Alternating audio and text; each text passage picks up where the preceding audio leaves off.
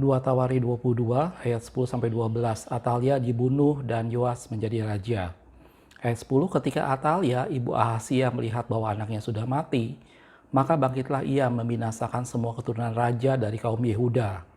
Tetapi Yosabat, anak perempuan raja, mengambil Yoas bin Ahasia, menculik dia dari tengah-tengah anak-anak raja yang hendak dibunuh itu, memasukkan dia dengan inang penyusunya ke dalam gudang tempat tidur. Demikianlah Yosabat, anak perempuan Raja Yoram, istri Imam Yoyada, ia adalah saudara perempuan Ahasia, menyembunyikan dia terhadap Atalia, sehingga ia tidak dibunuh Atalia. Ayat 12, maka tinggallah Yoas 6 tahun lamanya bersama-sama dengan mereka, dengan bersembunyi di rumah Allah, sementara Atalia memerintah negeri. Oke, shalom, kita ketemu lagi sampai pelita kakiku, karena firman-Mu adalah pelita bagi kakiku dan terang bagi jalanku. Ayat yang harus kita baca adalah salah satu peristiwa pada waktu terjadi pembunuhan yang dilakukan oleh Atalia, gitu ya. Pada video ini saya akan membahas lebih banyak mengenai Imam Yoyada. Tadi dalam salah satu bagian dalam ayat yang tadi dikatakan bahwa Yosabat itu adalah dikatakan di sana adalah saudara perempuan dari Ahasia dan dia adalah istri dari Imam Yoyada, gitu ya. Hari ini kita akan membahas lebih banyak mengenai Imam Yoyada. Ini satu pribadi yang istimewa yang dicatat dalam firman Tuhan, gitu ya. Sebelum kita bicara lebih jauh lagi mengenai Imam Yoyada, saya ingin jelaskan sedikit beberapa hal latar belakang peristiwa ini, gitu ya. Pertama kita lihat dulu mengenai nama Yoyada. Nama Yoyada dalam bahasa Ibrani itu digunakan bisa juga dengan nama Yehoyada, yang artinya adalah Allah atau Yehova yang mengetahui. Dan dalam firman Tuhan nama Yoyada itu ada banyak, setidaknya ada 6 tokoh yang memakai nama Yoyada, gitu ya. Di sini saya akan sorot hanya beberapa aja, ada 3 tokoh di sini yang saya sorot yang menggunakan nama Yoyada. Yang pertama adalah ayah dari Benaya, pegawai dari Raja Daud, gitu ya. Kalau kita lihat dalam 2 Samuel 8 ayat 18 dikatakan Benaya bin Yoyada menjadi panglima orang Kreti dan orang Pleti, dan anak-anak Daud menjadi imam. Ini adalah Benaya bin Yoyada. Jadi Yoyada dalam hal ini adalah orang tua dari Benaya dan mereka semua adalah pegawai Raja Daud. Itu nama Yoyada dalam firman Tuhan, gitu ya.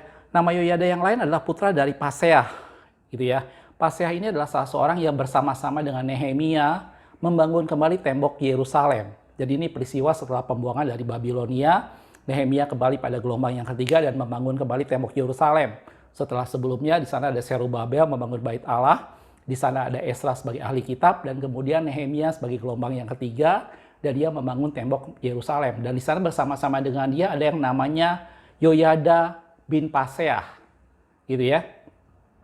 Dalam Nehemia 3 ayat yang ke-6 dikatakan pintu gerbang lama diperbaiki oleh Yoyada bin Paseah dan Mesulam bin Besoja.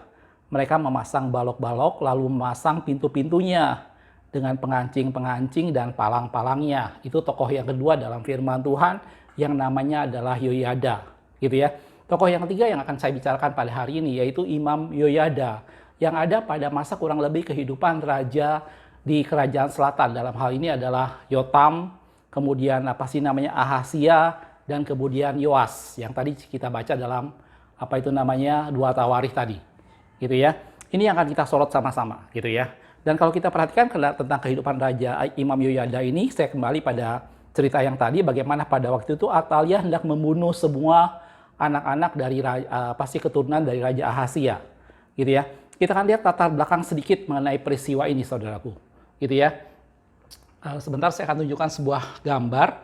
Sebenarnya gambar ini Anda pernah lihat pada waktu kita membuat video bersama dengan istri dalam sejarah Alkitab tentang Kings and Prophet, gitu ya. Jadi pada waktu itu digambarkan tentang raja-raja dan nabi-nabi yang ada pada zaman itu, gitu ya. Di sini hanya saya akan sorot pada bagian di mana di sana ada Raja Yoram di sini.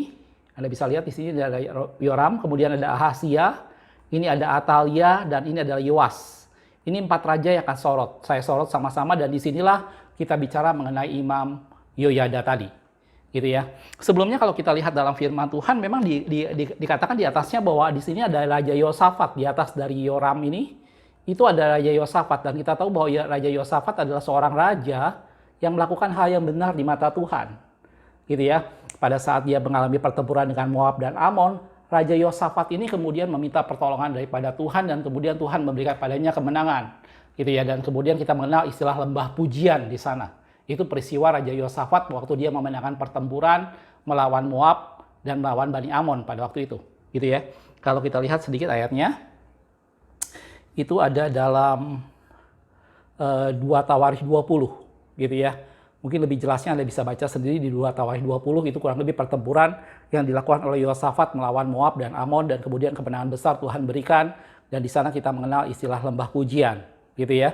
Dan hal yang berikutnya yang terjadi kemudian adalah Raja Yosafat ini kemudian membuat besanan dengan Raja Ahab yang adalah raja di kerajaan Israel.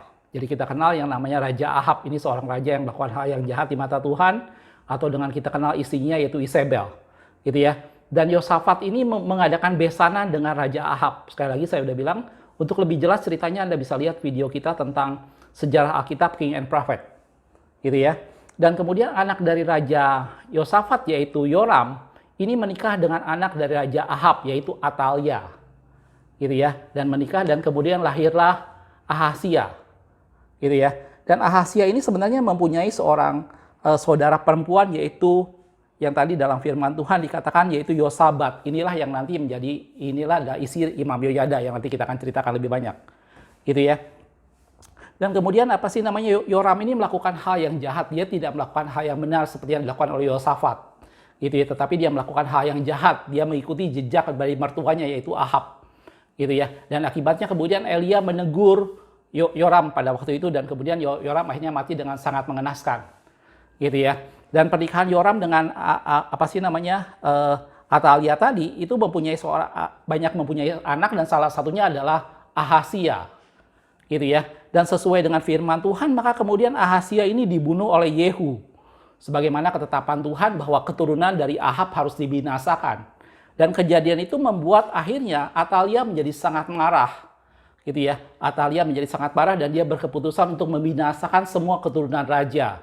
Dan dalam hal ini adalah anak dari Ahasia yaitu Raja Yoas yang waktu itu masih sangat kecil, dan kemudian disembunyikan dan dilarikan oleh saudara dari Ahasia tadi yaitu Yosabat tadi, gitu ya. Yang tadi kalau kita lihat dalam 2 Tawarikh 22 dikatakan disembunyikan oleh Yosabat tadi bersama dengan inang penyusunya, gitu. Dan dia dilarikan supaya tidak dibunuh oleh Atalia, gitu ya. Kalau kita lihat dalam 2 Tawarikh 22 ayat yang ke-7 dikatakan telah ditentukan Allah bahwa Ahasia akan menemui ajalnya pada waktu ia mengunjungi Yoram.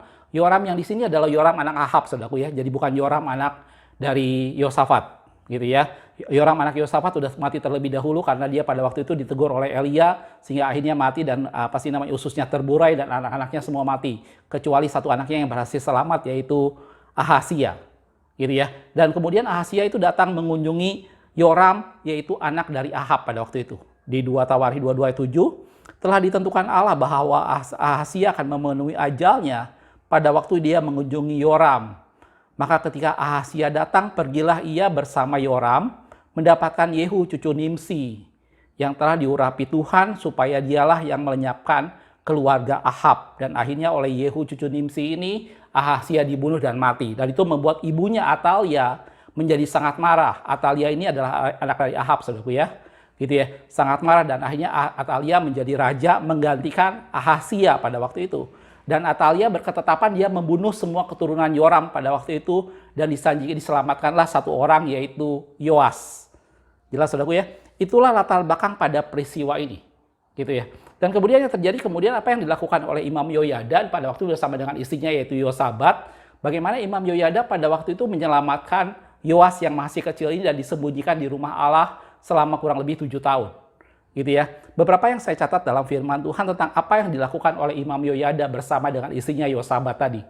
Gitu ya. Yang pertama adalah dia yang mengangkat Yoas menjadi raja. Jadi dalam firman Tuhan kita tahu bahwa Allah telah berketetapan bahwa keturunan dari Daud akan memerintah menjadi raja, dan pada waktu itu karena Yosafat berbesanan dengan Ahab, maka kemudian Atalia anak Ahab menjadi raja atas kerajaan Yehuda pada waktu itu menggantikan Ahasia, gitu ya. Dan kemudian Atalia hendak membunuh semua keturunan raja, dan kemudian Yoas berhasil diselamatkan. dan janji Tuhan terhadap keturunan Israel, terhadap keturunan Daud diselamatkan oleh Imam Yoyada bersama dengan istrinya yaitu Yoas tadi.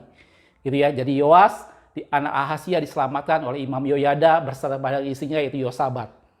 Jelas, Saudaraku? Jadi hal yang pertama yang dilakukan oleh Yoas di sini adalah dia menyelamatkan keturunan dari Ahazia, yaitu Yoas. Gitu ya, itu menggenapi suatu rencana Tuhan bahwa keturunan dari Daud, tahta kerajaan tidak pernah beranjak dari keturunan Daud, dan kemudian Yoas disembunyikan dalam rumah Allah, gitu ya. Dan tidak hanya sampai sana, kemudian akhirnya setelah menjelaskan sampai 7 tahun kemudian Imam Yoyada mengangkat Yoas menjadi raja, gitu ya. Kalau kita perhatikan dalam 2 Tawarikh 23 ayat 3 sampai 6 dikatakan, lalu seluruh jemaah itu mengikat perjanjian dengan raja di rumah Allah. Kata Yoyada kepada mereka, lihatlah anak raja. Waktu itu dia memperkenalkan Yoas kepada orang Israel, kepada orang-orang Yehuda, bahwa inilah anak raja yang berhak menjadi raja atas kerajaan Yehuda sebagai keturunan dari Daud. Gitu ya. Biarlah ia memerintah seperti yang telah difirmankan Tuhan kepada anak-anak Daud. Inilah yang harus kamu lakukan. Dia memerintahkan kepada orang-orang Yehuda pada waktu itu, sepertiga dari kamu, jadi yang selesai bertugas pada hari Sabat, baik imam maupun orang Lewi, haruslah menjadi penunggu pintu. Jadi Imam Yoyada mengatur supaya Yoas tidak dalam bahaya. Gitu ya. Sepertiga lagi haruslah berada di istana raja, sepertiga pula di pintu gerbang dasar. Sedang seluruh rakyat haruslah berada di pelataran rumah Tuhan. Lanjutannya, siapapun tidak boleh memasuki rumah Tuhan selain daripada para imam dan orang-orang Lewi. Gitu ya, yang bertugas mereka boleh masuk karena mereka kudus. Tetapi seluruh rakyat haruslah mentaati peraturan Tuhan. Jadi waktu itu Imam Yoyada memperkenalkan Yoas yang waktu itu berumur 7 tahun dan diperkenalkan bahwa ini adalah keturunan raja yang berhak menjadi raja meneruskan tahta kerajaan Daud, gitu ya. Yang pada waktu itu Yehuda diperintah oleh keturunan dari Ahab yaitu Atalia. Gitu ya. Dan kemudian kalau kita lihat dalam ayat yang ke-11 dalam 2 Tawarikh 23, lebih jelasnya Anda bisa baca kejadian ini dari mulai 2 Tawarikh 22, 23, 24 atau bisa di dalam raja-raja, saudaraku, dalam 2 raja-raja 11, 12, 13. Anda bisa lihat seperti itu, saudaraku. Gitu ya. Di 2 Tawarikh 23 ayat 11 dikatakan sesudah itu Yoyada dan anak-anaknya membawa anak raja itu keluar, mengenakan jenjamang kepadanya dan memberikan hukum Allah kepadanya. Mereka menobatkan dia menjadi raja serta mengurapinya. Lalu berseluruh rakyat, hiduplah raja.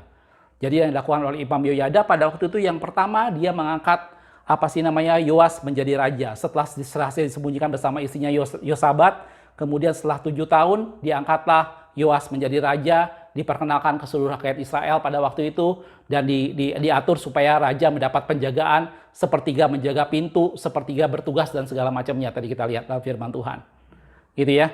Itu hal yang pertama yang dilakukan oleh Imam Yoyada, gitu ya. Hal yang kedua yang dilakukan oleh Imam Yoyada di sini adalah Imam Yoyada itu membunuh Atalia yang adalah keturunan dari Ahab tadi, gitu ya, dan mengembalikan kerajaan tentunya pada Raja Yoas sebagai keturunan dari Raja Daud, gitu ya. Dan bukan cuma itu, setelah itu karena kita tahu bahwa Atalia ini adalah keturunan dari Ahab, tentunya Atalia ini menghancurkan banyak hal dalam rumah Tuhan dan kemudian mendirikan mesbah penyembahan kepada Baal.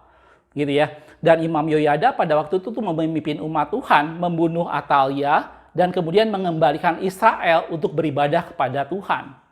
Gitu ya. Kalau kita lihat dalam 2 Tawarikh 23 ayat 15 sampai 17 dikatakan, lalu mereka menangkap perempuan itu. Perempuan ini adalah Atalia, anak dari Ahab, istri daripada Yoram. Gitu ya. Menantu dari Yosafat. Jelas saudaraku ya. Jadi ceritanya seperti itu. Gitu ya. Pada waktu ia sampai di jalan masuk istana raja pada pintu gerbang kuda, dibunuhlah ia di situ. Kemudian Yoyada mengikat perjanjian antara dia dengan segenap rakyat dan raja bahwa mereka menjadi umat Allah. Gitu ya. Imam Yoyada di sini mengembalikan penyembahan yang benar kepada Allah setelah sebelumnya Atalia membuat orang-orang dari kerajaan Yehuda beribadah kepada Baal seperti halnya yang dilakukan oleh Ahab dan Isabel. Gitu ya, karena Atalia adalah anak dari Ahab tadi, gitu ya, dan itu semua terjadi akibat Yosafat menjadikan Ahab sebagai besannya, gitu ya. Dan Imam Yoyada mengembalikan hal itu, gitu menjadi umat Allah. Sesudah itu masuklah seluruh rakyat ke rumah Baal lalu merobohkannya. gitu ya. Mereka memecahkan mesbah-mesbahnya dan patung-patungnya dan membunuh Matan, imam Baal di depan mesbah-mesbah itu. Itu hal yang kedua yang dilakukan oleh Imam Yoyada. Dia memperkenalkan Yoas menjadikan raja dan kemudian dia membunuh Atalia dan mengembalikan umat Tuhan untuk beribadah kepada Allah mereka yang sebelumnya dibawa beribadah kepada Baal oleh Atalia yang adalah anak dari Ahab. Jelas saudaraku? Hal yang ketiga yang dilakukan oleh Imam Yoyada pada waktu itu adalah dia memperbaiki rumah Tuhan. Tadi saya sudah bilang bahwa Atalia sebagai putri dari Ahab, dia menghancurkan rumah Tuhan dan dia mendirikan mesbah-mesbah penyembahan kepada Baal. Dan Imam Yoyada pada waktu itu setelah dia membunuh Atalia, kemudian dia memperbaiki rumah Tuhan. Gitu ya. Dalam 2 Tawarikh 24, ayat yang ke-7 dikatakan, sebab anak-anak Atalia, perempuan fasik itu, telah membongkar rumah Allah. Rumah Allah sudah hancur berantakan, sudah dibuat jadi sangat kacau karena mereka beribadah kepada Baal, Allah yang disembah oleh Isabel dengan Ahab. Gitu ya. Bahkan memakai barang-barang kudus rumah Tuhan untuk para Baal. Gitu ya. Dan itu semua dikembalikan, itu semua diperbaiki kembali oleh Imam Yoyada, dipimpin oleh Imam Yoyada pada waktu itu. Gitu ya. Kemudian dalam 2 Tawarikh 24 ayat 12 juga dikatakan Raja dan Yoyada, raja di sini adalah Raja Yoas tentunya, karena Imam Yoyada sudah mengangkat Yoas menjadi raja, walaupun pada usia yang sangat muda, yaitu 7 tahun. Gitu ya. Raja dan Yoyada menyerahkan uang itu kepada mereka yang memanduri pekerjaan pada rumah Tuhan.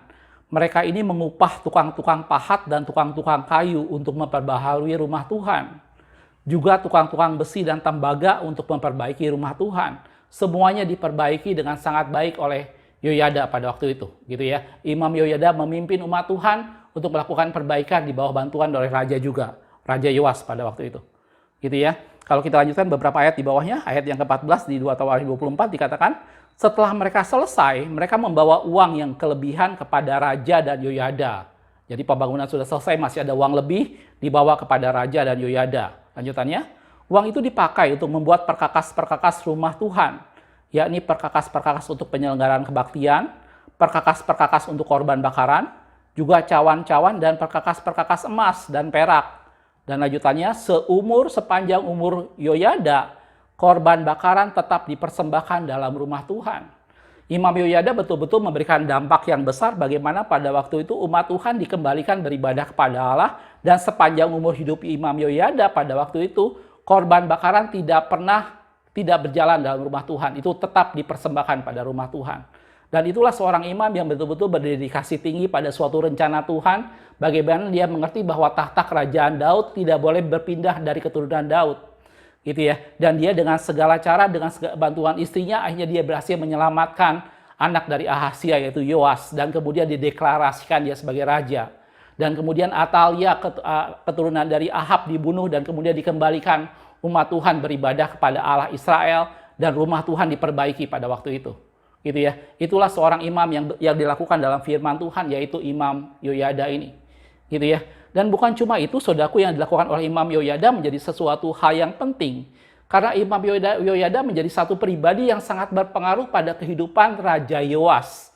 Sejak kecil Raja Yoas sudah diselamatkan oleh istrinya bersama dengan Imam Yoyada tadi, dan kemudian dipersembunyikan dalam rumah Tuhan. Imam Yoyada berhasil mendidik. Imam Yoyada membawa Raja Yoas untuk hidup benar di hadapan Tuhan. Walaupun kita tahu dalam firman Tuhan nanti kelanjutannya adalah setelah Imam Yoyada mati, kemudian Yoas kembali hatinya berpaling pada Allah-Allah lain. Gitu ya. Dan ini menjadi sesuatu bagaimana Allah menghukum Raja Yoas pada waktu itu. Tetapi pada sepanjang hidup Imam Yoyada, Yoas digambarkan sebagai satu raja yang melakukan hal yang benar di mata Tuhan karena Imam Yoyada yang mengajarkan dia. Gitu ya. Dalam 2 Tawarikh 24 ayat yang kedua dikatakan, Yoas melakukan apa yang benar di mata Tuhan selama hidup Imam Yoyada. Jelas saudaraku? Itu dalam firman Tuhan yang tercatat tentang satu imam, yaitu Imam Yoyada. Yang tadi saya sudah bilang, walaupun pada akhirnya, kemudian setelah Imam Yoyada mati, Yoas melakukan satu hal yang buruk dan kemudian ditegur oleh anak Imam Yoyada, yaitu Sakaria. Di sana digambarkan bahwa Sakaria seorang imam yang kemudian penuh dengan roh Allah dan menegur kemudian Raja Yoas, dan kemudian Raja Yoas malah membunuh Sakaria, anak dari Imam Yoyada itu. Dan dikatakan dalam firman Tuhan, Raja Yoas sama sekali tidak mengingat setiap kebaikan yang dilakukan oleh Imam Yoyada selama dia hidup. Gitu ya. Mungkin kita lihat sedikit ayatnya saudaraku dalam 2 Tawarikh 24 ayat yang ke-20 dikatakan, lalu Roh Allah menguasai Sakaria, anak Imam Yoyada. Ia tampil di depan rakyat dan berkata kepada mereka, beginilah firman Allah, mengapa kamu melanggar perintah-perintah Tuhan sehingga kamu tidak beruntung? Oleh karena kamu meninggalkan Tuhan, ia pun meninggalkan kamu.